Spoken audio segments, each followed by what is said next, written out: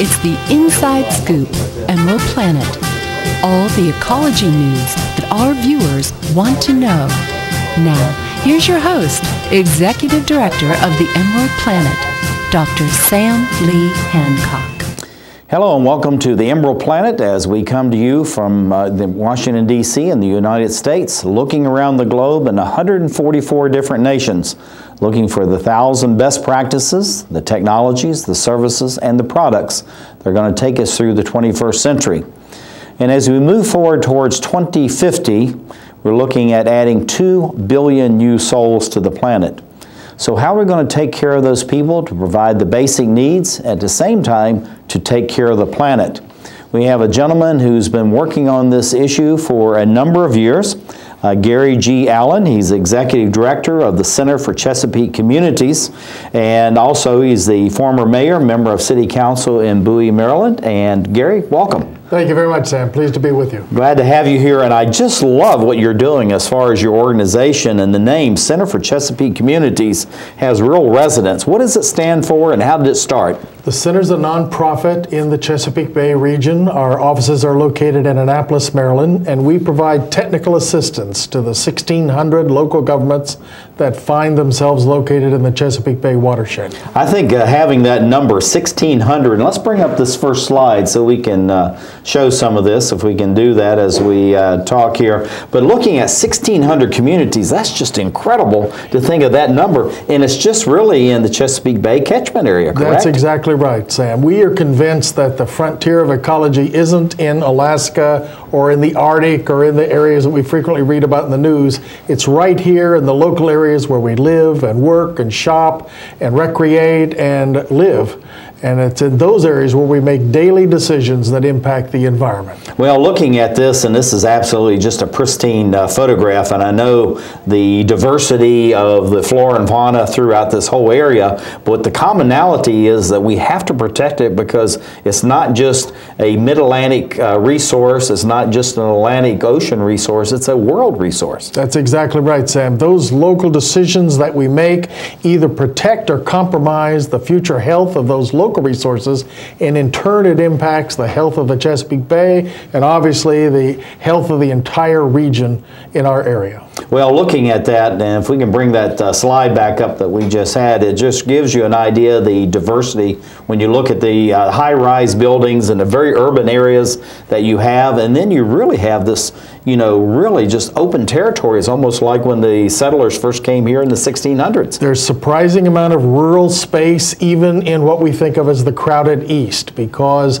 about 80% of our people live in the urban areas. Maryland is the 5th most urban city in the nation, and so those decisions where we make, and that's the number of people per capita, but those decisions again are the ones that are critical, and they're made by local governments, so that's the people we wanted to work with to show them how the decisions they make can help them govern green. Well, you are a member of the City Council and also mayor of Bowie, Maryland, which is a very progressive city as far as the environment is concerned. And looking at that, the work that you're doing now as executive director for the center, how do you see that crossover, and what did you learn being in City Council and mayor that you're now actually imparting into the center itself? We wanted to look at the decisions local governments make and their consequences on the environment and what kinds of things they do to sustain the local environment, because many of the kind of inconsequential decisions about traffic management, about urban tree planting, about stormwater management, wastewater treatment, these are the long-term issues that determine both the health of the bay and the health of the local streams in that community. Well, looking at the federal government, everybody thinks really goes to the federal government, which is how most things happen as far as the world is concerned. But in the United States, where it really happens, the decisions and the impact on humankind is really at the local level. That's exactly right. By far the majority of resources spent on the local environment are much greater than those spent by the federal government. Although we look to the federal government to set a leadership role and to help frame the choices that are made at the local level, the actual investment at the local level frequently is much larger than the local grants that you might get from the federal or state government. Well, what is the type of impacts that trees in urban areas really have on the environment, both short-term and long-term? Well, a tree is kind of like nature's diamond in the rough, so to speak. Regardless of the reason with which you use to justify its planting, it provides air quality, water quality, stormwater management, habitat values. It helps the quality of life at the local level. And regardless of which of those motivations actually possesses the local government, you get the same benefits by planting that tree regardless. So if it's a street tree or a backyard tree or a tree in a local park, it all provides those kinds of benefits long term. Well, many people don't really think of a tree as really the bedrock. When I was started in 4-H when I was 8 years old a few years ago, my first two projects, one was conservation, the other was planting trees, and some of those trees are still there. So it's really important that we have trees because that relates directly, as I think you'll share with us now, about the soil and air quality as well as the water. Well, the tree is the kind of thing that you can do now that'll have benefits for generations. So most of us will not be around, unfortunately, to see the death of the trees that we plant because they live a long time. Some of us are very familiar with the long time, but they capture various pollutants. They help filter those pollutants. They help absorb those pollutants. They help release oxygen. They give us access to nature. All of those things will continue long after you and I are gone, Sam. Well, looking at this map in here, and this is really kind of a cross-section of the Chesapeake Bay, but the complexity of this and the number of tributaries that are actually going into the Chesapeake Bay, which then empties into the Atlantic Ocean, what are those numbers and how does this impact what is going on? The trees that you're planting now impact actually even the Atlantic Ocean itself. They do, Sam. Trees are one of the most beneficial and most inexpensive things in terms of the services they provide that we can make as an investment at the local level to help provide long-term ecological service benefits. So we encourage local governments to look at these kinds of inexpensive investments relative to the gray investments they might make in streets or for transportation or in stormwater, that kind of thing. So if they're investing in urban forestry, for example, and it's obviously just one of the choices they have available, we think it's one of the most beneficial things and cost-effective things they can do at the local level. Well, the one of the things that most people don't think about this correlation between the environment but also health of the citizens and also the health of the environment. So how does trees do that as far as being the filters, the repository of moisture, and all these things that we go about our daily life we don't even think about? Well, frequently we think of trees in terms of the science side of it, and we think of it, but really a tree is beneficial because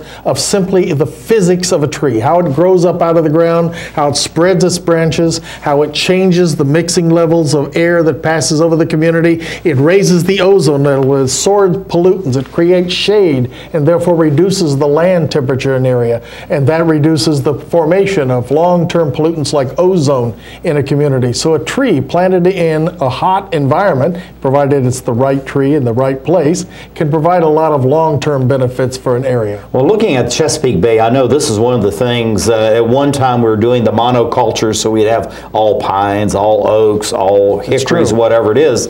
Now we're going back to really trying to bring this mix of what they call native species. So what are native species, Gary, and how does that relate to the Chesapeake Bay itself? Well, native species are simply a way of encouraging local governments to invest in the kinds of trees that were there before their own city was built. It is the kind of tree that's evolved to survive in that environment. It is the kind of tree that has the best chance of survival. But I have to admit, we've altered the environment in many communities and large urban areas to such an extent that the real issue isn't just native species, although that's an important driver. It is right tree, right place. It is finding that tree that provides the most positive benefits that can survive in the environment that people have helped create in that particular area. Well, looking at your 1,600 communities that have the organized governments, how do they make a decision to right tree, right place, and how they want to fold that into their budget so they're getting all the benefits of having these trees? Well, obviously, we would encourage them in our particular area to look at the oaks, which is the predominant tree in our particular forest. But right tree, right place is one of the driving things they'll look at in conjunction with their local utilities, because you don't want to interfere with streets and stormwater and septics and sidewalks and all the other canes where trees are frequently cited as a problem. And with the increase in storms that occur regionally, you want a tree that can survive some of the conditions that are likely to occur in that area. So we'll encourage you to work with the local utilities. We'll encourage you to look with a local arborist in your area or the state forester in your area to help consult. Now, looking at that in the local, I like this right here, do not disturb as far as, this is really cute, but this is a very serious statement. It is, because we think the first order of business for a local government is look how to minimize disturbance. Frequently, the highest and best use of a local plot of land isn't simply something built on it. It is the maintenance of the green infrastructure on that site. So we're looking for city to concentrate. It's grow smart, and you've heard that phrase, I'm sure, many times here. Right. It is conservation through design, and as you design your community, you're looking to conserve the areas where you can minimize disturbances and maintain natural conditions as they previously existed. Now, talk about the urban planners, the landscape architects. One of the things you observe, they come in, they take all the vegetation off, put in the buildings, the infrastructure, and then they try to plant back more vegetation. How can they work, Gary, with an organization like you in order to select what they need to remove, but leave as many of the species already there in order to minimize the long-term negative impact of removing all that vegetation?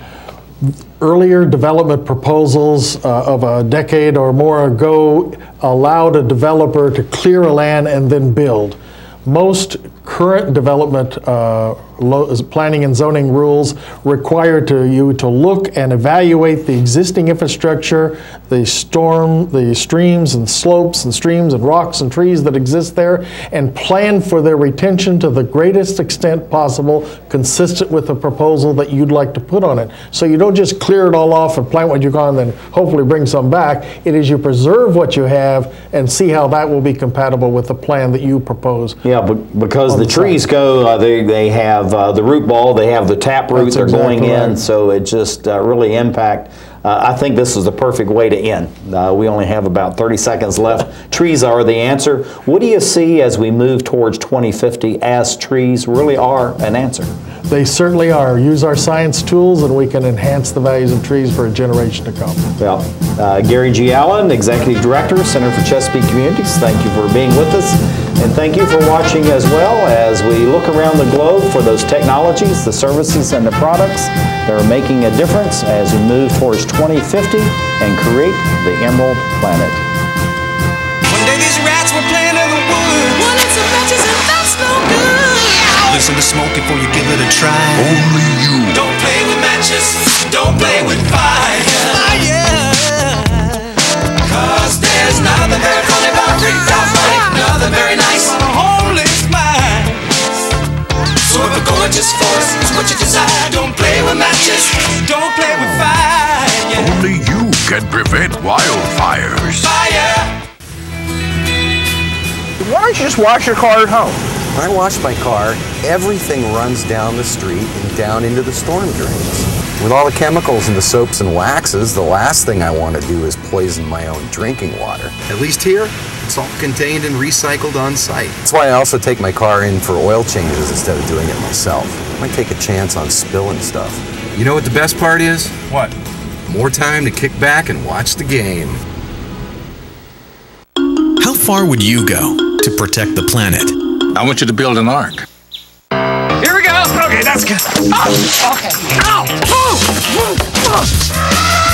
Maybe there's another way. People! The flood is imminent! Is it too much to ask for a little precipitation? Go to fightglobalwarming.com to find out what you and your community can do to reduce global warming pollution.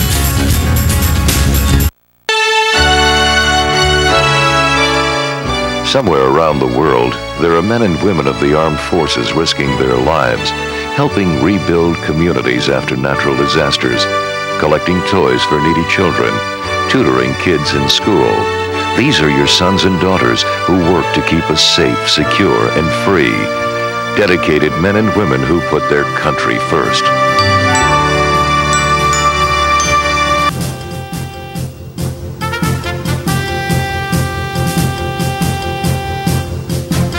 We're back to the Inside Scoop Emerald Planet.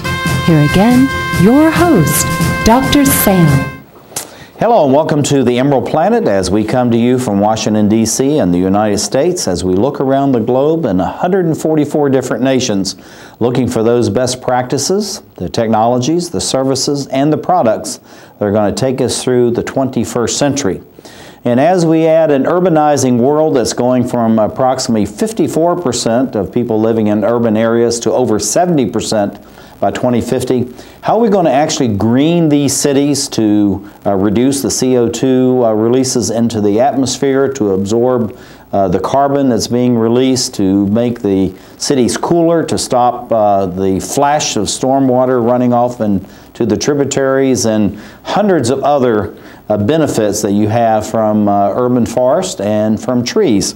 We have a gentleman who's doing a lot about that. We have Eric Sprague, who is the Director of Chesapeake Forest Programs, and it's called the Alliance for the Chesapeake Bay. Eric, welcome. Thank you. Glad to be here. Glad to have you here. And we've got a outstanding chart here, but tell us a little bit about this Alliance for the Chesapeake Bay. What does that mean? The Alliance for the Chesapeake Bay is a nonprofit organization.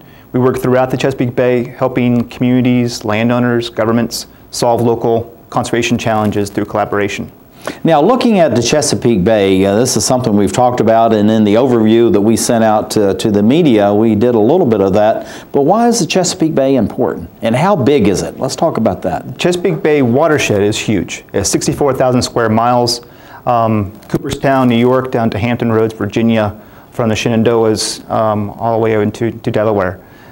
It's a massive place. It's so important because what happens on the land greatly influences the water quality. The Chesapeake Bay itself is awfully very shallow, so whatever comes off the land influences the crabs, the oysters, the boating, swimming that we like to do in the bay. Yeah, and also too, as we'll go to this next slide, but this gives you an idea of some of the things that you can see as you're flying over. But the Chesapeake Bay tributary is really, it's a very complex area because you go from very urban areas like the nation's capital, the United States, Washington, D.C., and areas that is just like, you know, the first settlers were walking through there in, you know, 1607. That's right. Quite a variety of landforms and geographies for sure. The challenge we have these days is that the watershed itself, the forests of the watershed, which are so important, are controlled by private landowners, families, businesses, individuals. They own the vast majority of the forest. However, they all have their own thoughts on what to do. And what we're seeing now on this slide is as development comes in, and you have a floodplain, all these parcels now are challenging our ability to manage that resource the way it needs to be. So now we have to go from house to house to try to find a way to manage that resource. Well, this is the whole thing as far as looking at the quality and looking at water and trees, the interaction of that, but also it really relates to the air and the soil. So looking at what you're doing as far as the trees are concerned, how do you balance that so that we improve the quality of the soil, the air, the water, at the same time to allow, you know, human beings, because we're going to 9 billion people by 2050, That's right, to have a place to live and to recreate and to enjoy. That's a key point. One way to do it is through management, particularly with forest ecosystems. Humans have been using them for a long time. A lot of what we've done is kind of controlled this, the forest conditions of today. And so there are things we can do like thinning smaller trees to help the bigger ones grow, providing wildlife habitat through different management techniques. We think management is one way to help ensure that those benefits, air, water, soil, are provided for a long time to come. Well, looking at the Bay Bank, I think that's more than just the name of a regular bank, but you're trying to build up credits as far as, again, this balance of good soil, air, and water, but also do this through using trees as the kind of the bridge, if you will, from the quality into human life and the balance between those two. That's right. I talked about all these private landowners who are controlling essentially our water quality, our air quality, our wildlife habitat. Private landowners have lots of things to consider when they own their land, and it's not trivial to say they need to make income to pay their taxes, their kids' education, healthcare. So there are ways now to do certain projects like helping for sequester carbon to help with global warming, provide wildlife habitat, protect water quality, that then they can sell those credits to developers and to businesses who need to seek a compliance with regulations. And Bay Bank is there to help. Well, looking at the Bay Bank and this building up these credits, these environmental credits, how does that really work? And if I'm a landowner out there, how can I find out about this? Right. And then how do I actually plan for that? Well, that's the real challenge with Bay Bank and other programs too. We have a program called Forestry for the Bay that's working with private landowners to let them know where all these resources are, a clearinghouse of information. We have a tool called Land Server that allows a landowner to simply draw a line around the property on a Google Maps and out produces a report of all these programs and funding opportunities that might be available to them. So we're using these tools to help landowners quickly figure out all these different opportunities. Well, I think it's just fantastic. You look at this, and of course, with the power of computing now, like you're talking about the Google Maps and using internet and all the search engines, this is something that landowners, they need to be very serious about this, because this is a precious property that they have, and of course they have, you know, the rights to the soil, the land, everything under it, and also even in most cases the air rights. And so how do you go in and convince a farmer, a landowner, and this is really people in urban areas too, because they have vast tracts of land. Now it's been converted, but yet many of them still are under canopy. So how do you convince them that they need to protect this, and not only for their own family, but this is held in trust really for future generations? Well, that's the key challenge.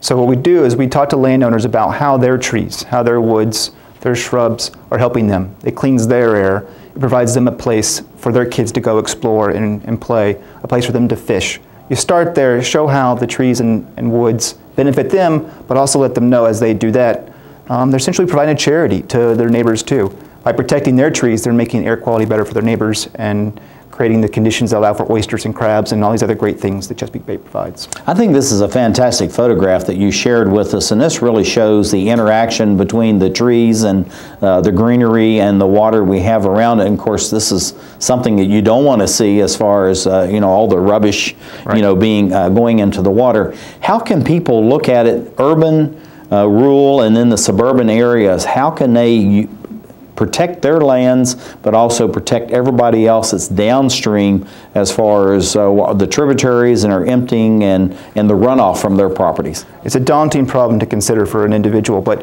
when you act locally, as Gary talked about earlier, you're setting conditions for that to continue forward down through the watershed. So we have a program called Project Clean Stream, where we organize clean stream activities throughout the watershed that'll be starting up this April to get people out, clean their local streams that benefit the water downstream. Well, looking at this person out there cleaning this up, I work with the Anacostia River, and I try to volunteer, and that's, you know, which flows into the Chesapeake Bay. But this is really what we're looking for, is we're looking for this balance of clean water. And if we're not all involved in this, we're just going to flat run out of water.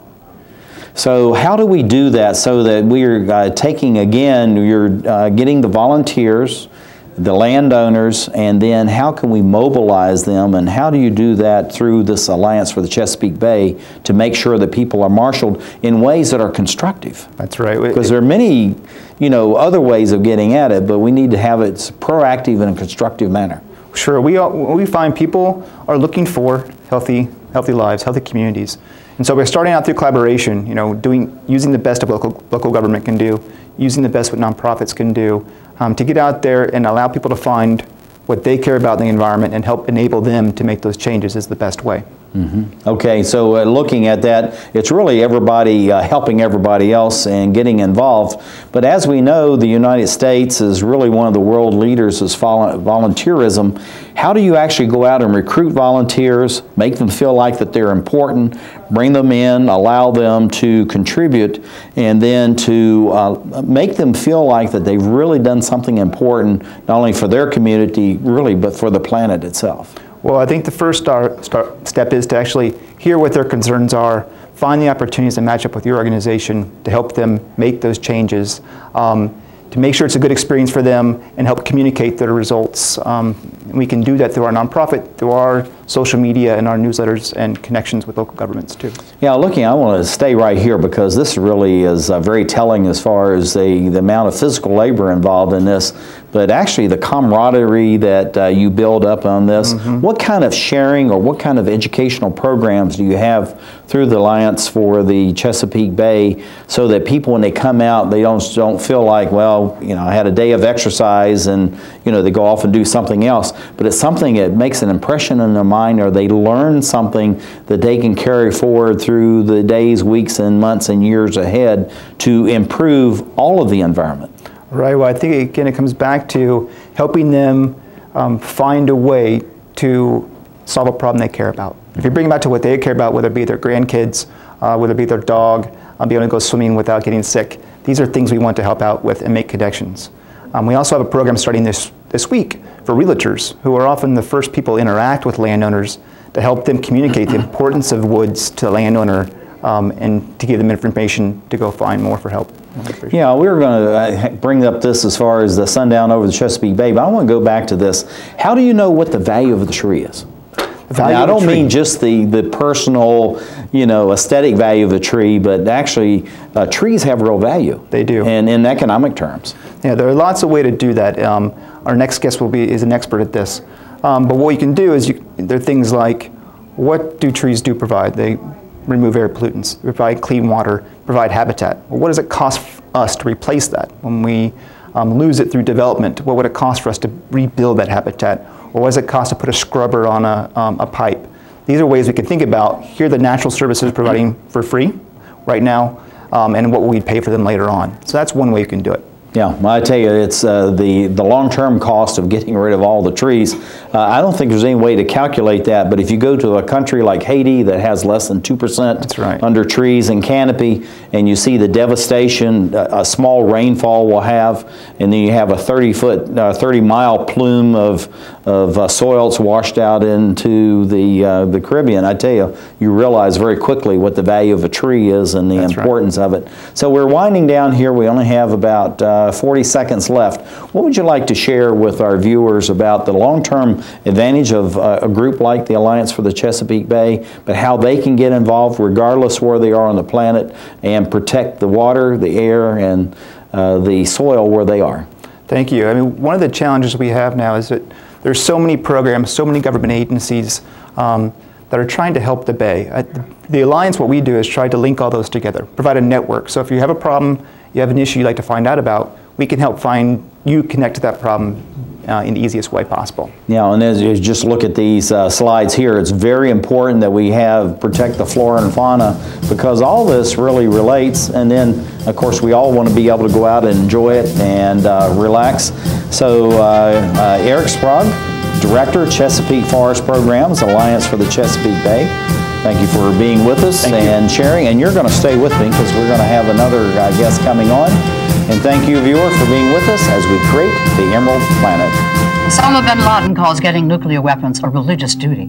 Today, materials that can be used to make nuclear weapons are stored in more than 40 countries. Sometimes protected by just a chain-link fence. Yet not enough is being done to lock down these materials before terrorists steal them. Why did we learn all this? My mother. My son. My sister-in-law. Were all murdered September 11th. Help protect America. Together we can. Please join us. The stem cell issue is being debated throughout the country. Truth is, most everyone has an opinion, even if they don't know the facts. Let's stop arguing and start really understanding the potential of stem cell research. For us and for millions of Americans living with disabilities, get the facts. Call 1-877-842-3442 for free information from the Stem Cell Research Foundation. That's 1-877-842-3442. Following the tragic events of September 11th, there have been hundreds of violent attacks against innocent Americans. Remember what that flag you're waving stands for. Remember, please stop the hate.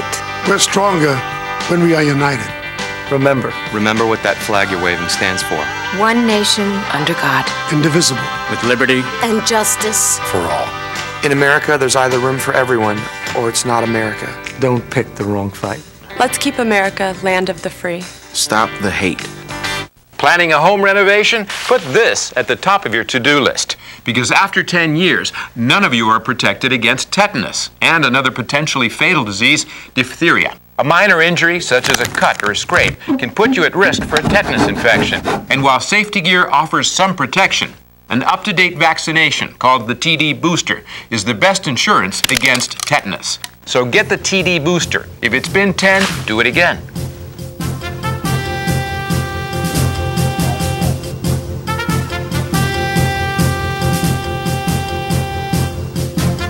We're back to the Inside Scoop Emerald Planet.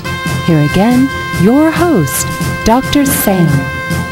Hello and welcome back to the Emerald Planet as we come to you from Washington, D.C. and the United States, looking around the globe in 144 different nations, looking for the 1,000 best practices, the technologies, the services, and the products that are making a difference as we move through the 21st century.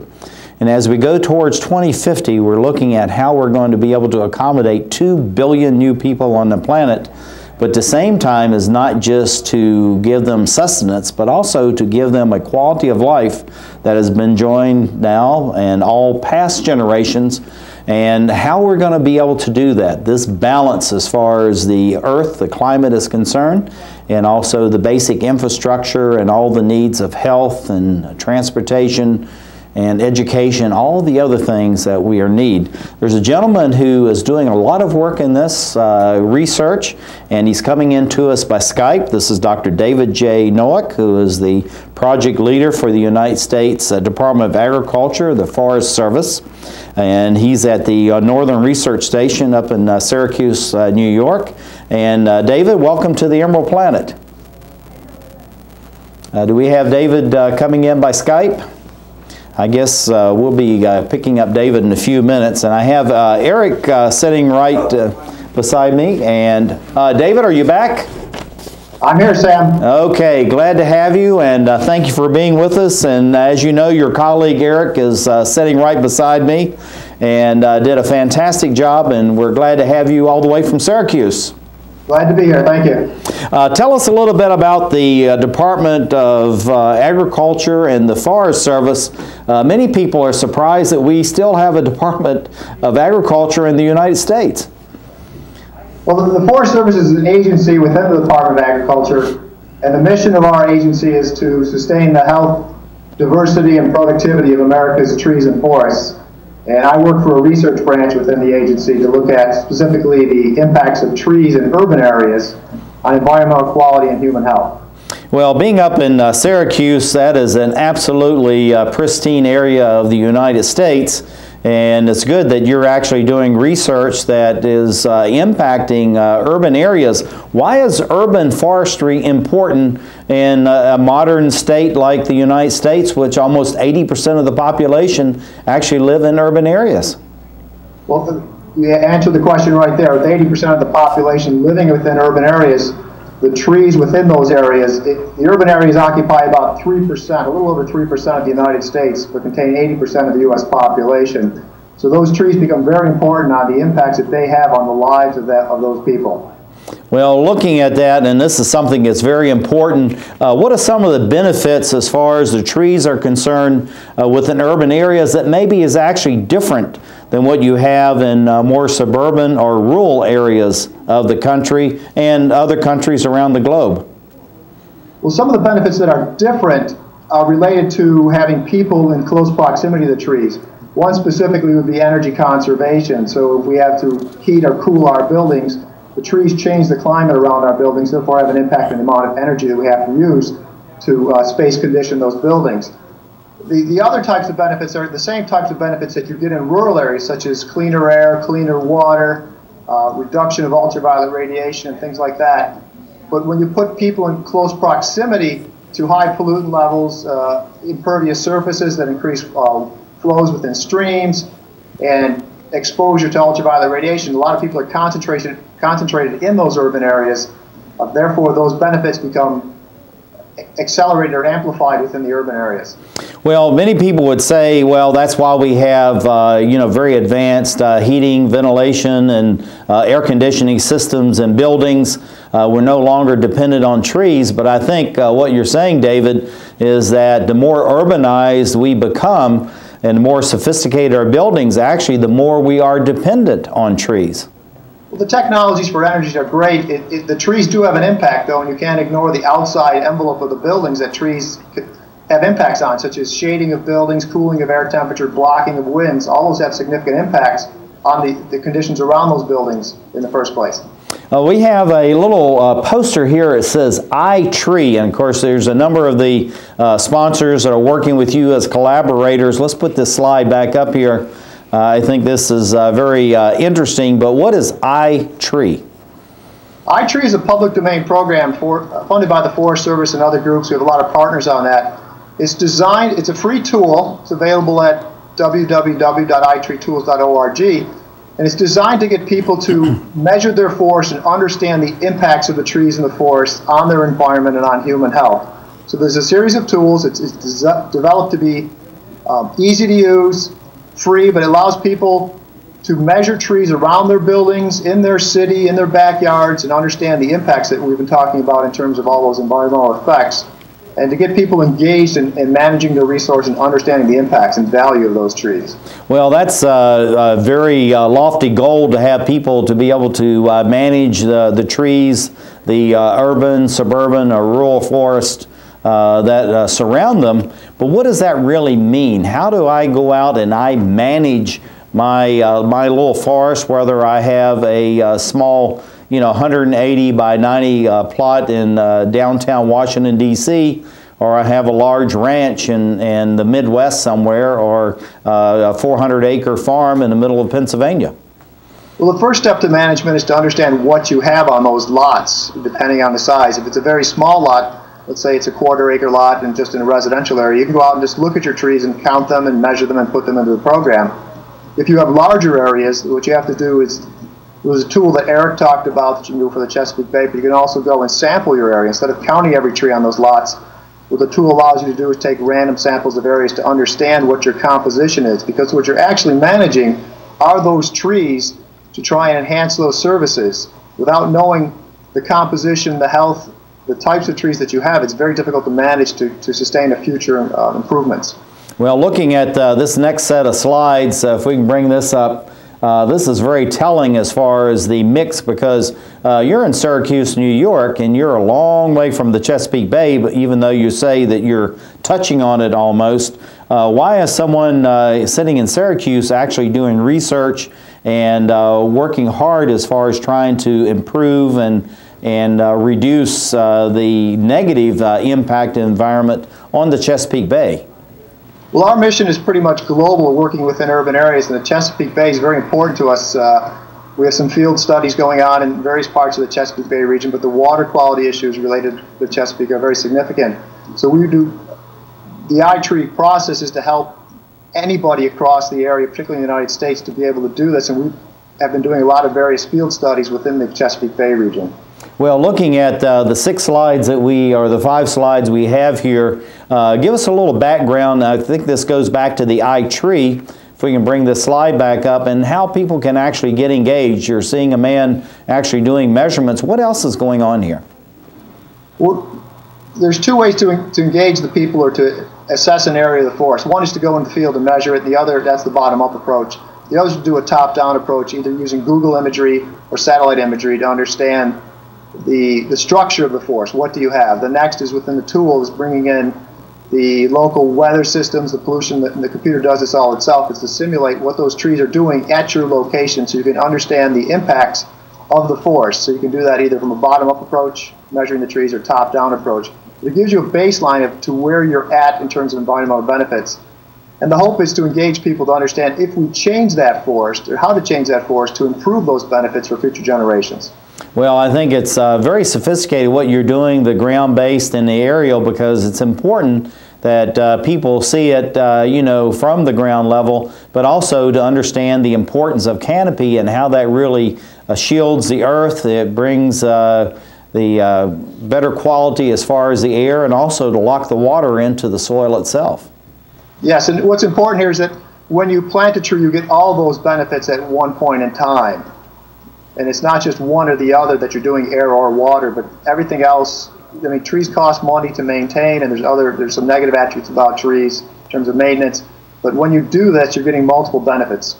Well, looking at the qualities and the positive impacts as far as trees are concerned, I think it's really is no way to overestimate the importance of trees and how they really can impact on the Chesapeake Bay. But also, as we've talked about earlier, it's the impact on going all the way out to the Atlantic Ocean and the entire environment of the whole planet.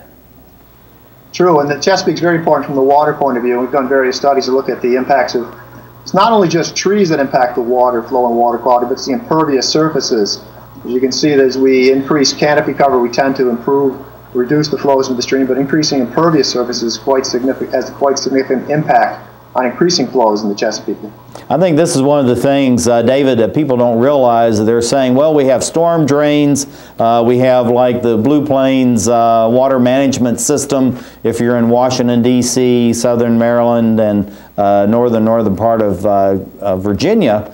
But yet, we really need to have the natural impact as far as slowing down the velocity of the water, so that we're not actually destroying what's going on around us and tearing up the streams or the riverbeds and taking all the pollutants into the Chesapeake Bay itself.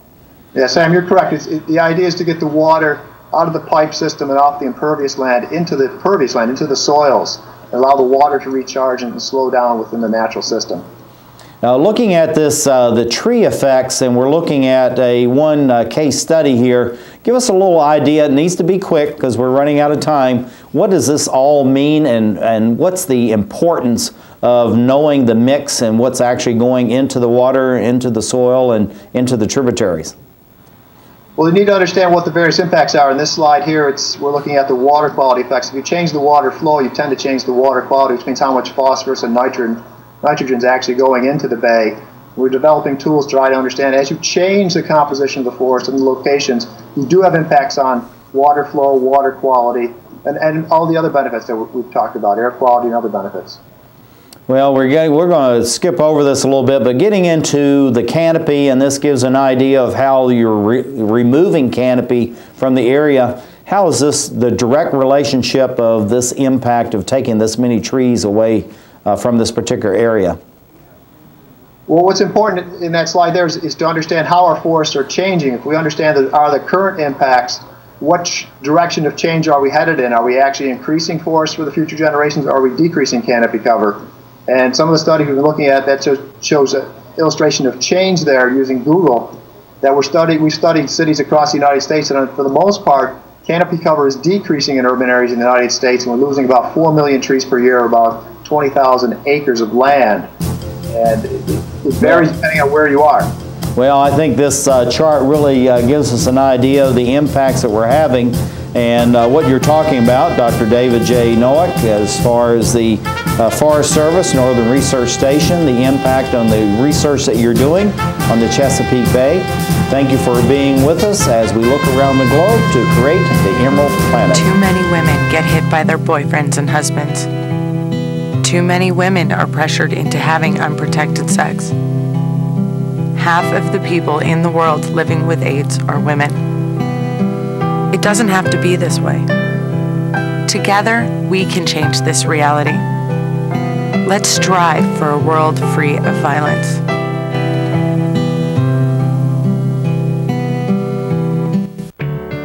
At Volunteers of America, we don't just give kids a way to stay off the streets. We give them the tools they need to reach their full potential. We don't just help the elderly receive needed care. We help them live life to the fullest. We don't just provide food for homeless individuals and families. We provide job training and placement so they can buy groceries. Volunteers of America is a national organization that for over 100 years has provided programs and services that allow people to overcome their challenges to become vital members of their community. At Volunteers of America, we don't just help people, we help people help themselves. Find out how you can support the programs that are working in your community. Contact Volunteers of America today. Call 1-800-899-0089. Drivers face all kinds of distractions. Guys, stop playing. No. 127 consecutive. Before your wireless phone becomes one of them, stop. Drive safely. Keep your phone in easy reach and dial sensibly. In bad weather or traffic, call later and use a hands-free device. Remember, with wireless, safety is your call.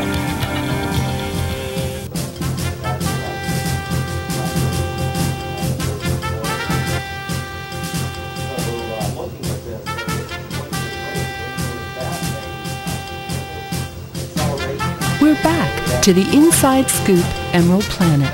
Here again, your host, Dr. Sam. Hello, I'm Dr. Sam Hancock, the President, Executive Director of Emerald Planet in Washington, D.C. and Emerald Planet TV, as we come to you from America's capital to look around the globe in 144 different nations, looking for those best practices that are going to take us through the 21st century. As we add 2 billion souls and we rapidly urbanize to almost 70% of the world's population in urban areas, how are we going to take care of these people, but at an increased level of quality of life? So we have the infrastructure that we need, but at the same time to protect the environment. Somebody who is sitting beside me, Gary G. Allen, he's a former member of the City Council and Mayor, very important Gary, of the City of Bowie, Maryland, which is really a very progressive city in the state of Maryland and what they're doing. But now he's the chair of the Environmental Advisory Committee. And Gary, thank you for being with us. Thank you. Good to see you again, Sam. Well, looking at, we got this very beautiful photograph here of the city of Bowie, and I think this really says much about what you think about your city. So as mayor and former member of City Council, now chairing the advisory committee, how do you balance having a modern, progressive city and providing all the amenities people want, but yet still keep it green? Well, one thing is you make a priority of local environmental decisions. One of the most largest land cover elements of any local community is green infrastructure, and trees make up an important part of that, and how we preserve, protect, and enhance that becomes a critical priority in local decision making. Well, I think this sign says it all as far as where we're going, but looking at this trends in Bowie as far as the trees and the canopy that you were trying to develop then through your administration, it's carried over into the administrations now. How do you physically go about doing that? Because people say, I want my street, and there's a tree in the middle of it.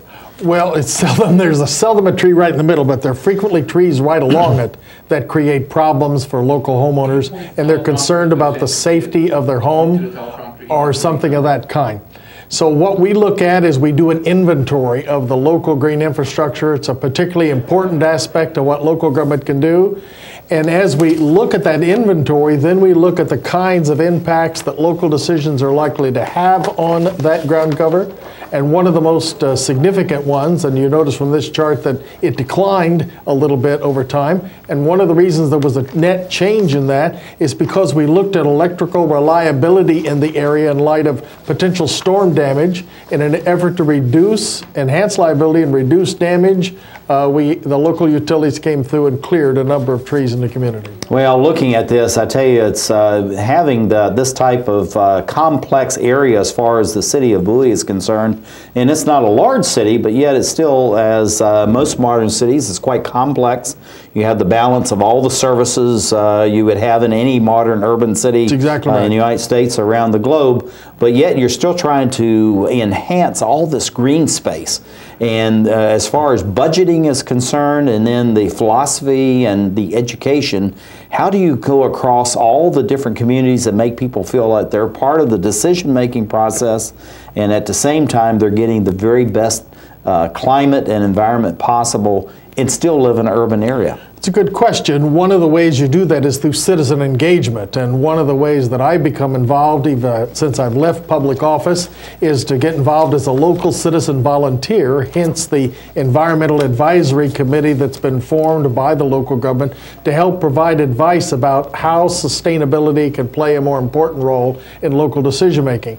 The map you have shows the various types of land cover in our community.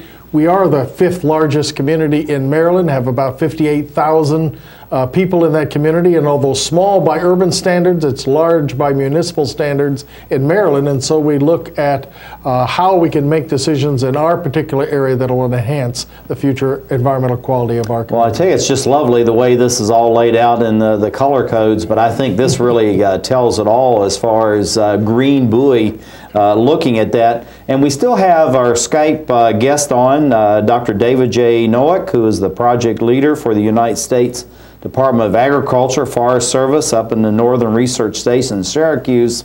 And David, I think you're here, and I think you can see this photograph taken from Gary City.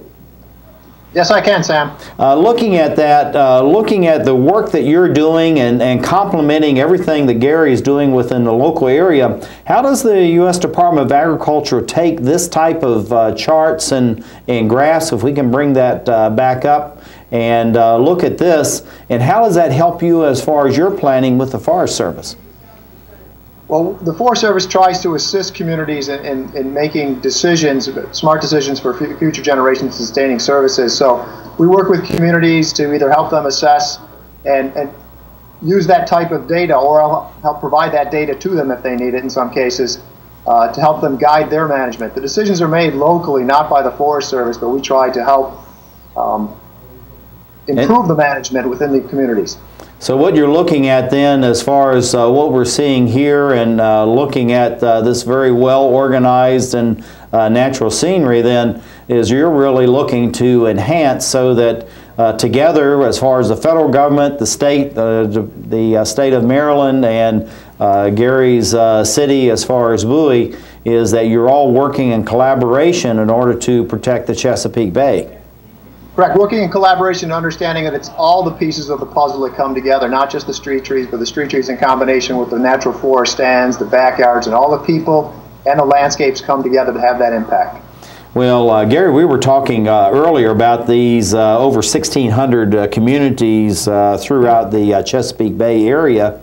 And again, going back to this collaboration, this is a scene from your city, but actually across many of these 1,650 cities, we're really looking at many of the same kinds of things as far as the streetscapes and the rain gardens and the rain barrel, all these different technologies. That's correct. Simple, inexpensive, that can be used for the health of the bay. The kind of tools that David talked about earlier are essential for informing local decision making.